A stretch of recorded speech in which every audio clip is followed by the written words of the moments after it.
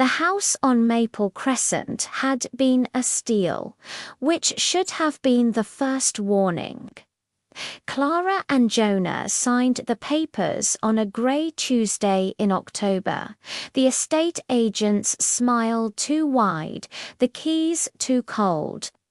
By Friday, they were unpacking boxes in the narrow Victorian semi, arguing over where to hang the abstract print Clara loved and Jonah tolerated. Above the fireplace is the only place it makes sense, Clara said, balancing on a stool with a hammer. It'll look like a toddler threw paint at the wall, Jonah muttered, unwrapping mugs in the kitchen. They let it drop. That was their pattern. Small sparks, quick dousing, residue left to smoulder. On Sunday afternoon, while Jonah wrestled the wanky wardrobe upstairs. Clara knelt in the understairs cupboard, hunting for the iron. Her fingers brushed something behind the stack of board games seam in the plaster, straight as a ruler. She pressed. A panel swung inward on silent hinges, revealing a narrow wooden door, no taller than her shoulder.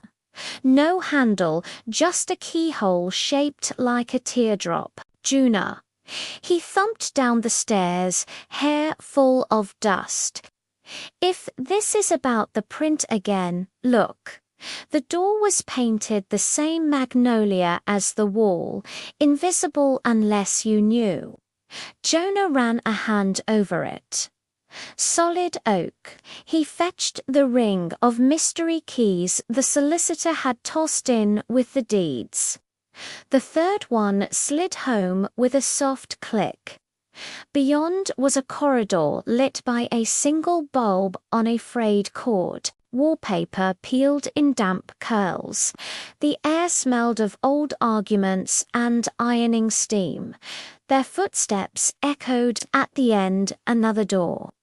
This one opened onto a kitchen identical to theirs, same cracked Belfast sink. Same wonky table, but the calendar on the wall read the 14th of February 2022, and Clara was screaming. Not there, Clara. This one wore the red dress from their first Valentine's after the miscarriage. Hair longer, eyes wild. She held a plate. It shattered against the tiles. Jonah, another Jonah, beard fuller ducked. You said you'd be home by 7, old Clara shouted. I cooked for 3 hours. I was stuck in traffic, liar. You were at the pub with Marcus. The real Clara gripped Jonah's sleeve. The argument played out like a film on fast forward. Accusations slammed doors, the out Jonah sleeping on the sofa. Then the scene dissolved into mist, reforming.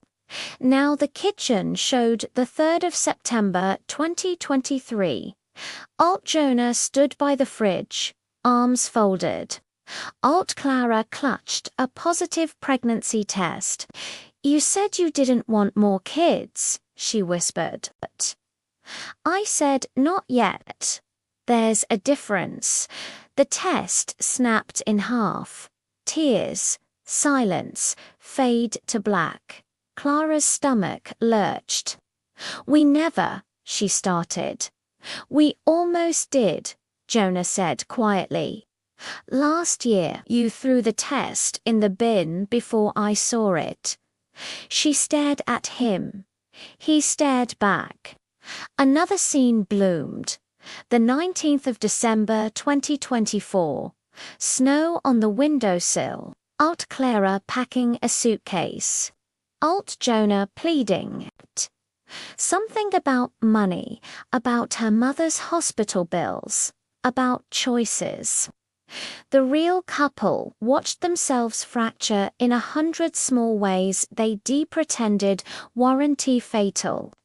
Every room beyond the door held a different year, a different fight, all branching from moments they'd papered over with jokes and sex and separate duvets. In one, Jonah left for 6 months Canada, a job. In another, Clara had the affair with the colleague who brought her coffee exactly how she liked it. In a third, they stayed calcified into polite strangers who saved their venom for the dishwasher loading. Clara's knees buckled. Jonah caught her elbow. "We can leave," he said. "Close the door. Pretend we never know." Her voice cracked. "We need to see how it ends." They stepped through the final doorway. A living room, their living room, but older. The abstract print hung crooked above a cold fireplace. 2 grey-haired versions of themselves sat on opposite ends of the sofa, a chessboard between them. No words, just the tick of a clock and the occasional clack of a pawn. Old Clara moved her knight. Old Jonah sighed, toppled his king. Game over again. The bulb flickered. The corridor began to collapse behind them, wallpaper curling like burning paper. Jonah grabbed Clara's hand. They ran back through the cupboard, the panel swinging shut just as the bulb popped. Silence, dust motes in the afternoon light.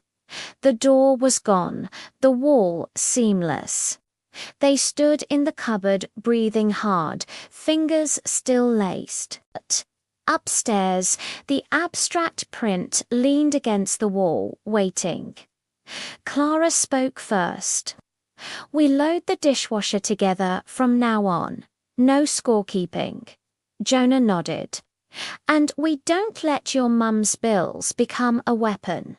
We talk about the test, the one in the bin. We talk about Canada before it's an escape plan." They climbed the stairs slowly. In the living room, Jonah held the print at arm's length, then handed Clara the hammer. Above the fireplace, he said, "But we hang it straight, together." She smiled, small and fierce, and drove the nail home.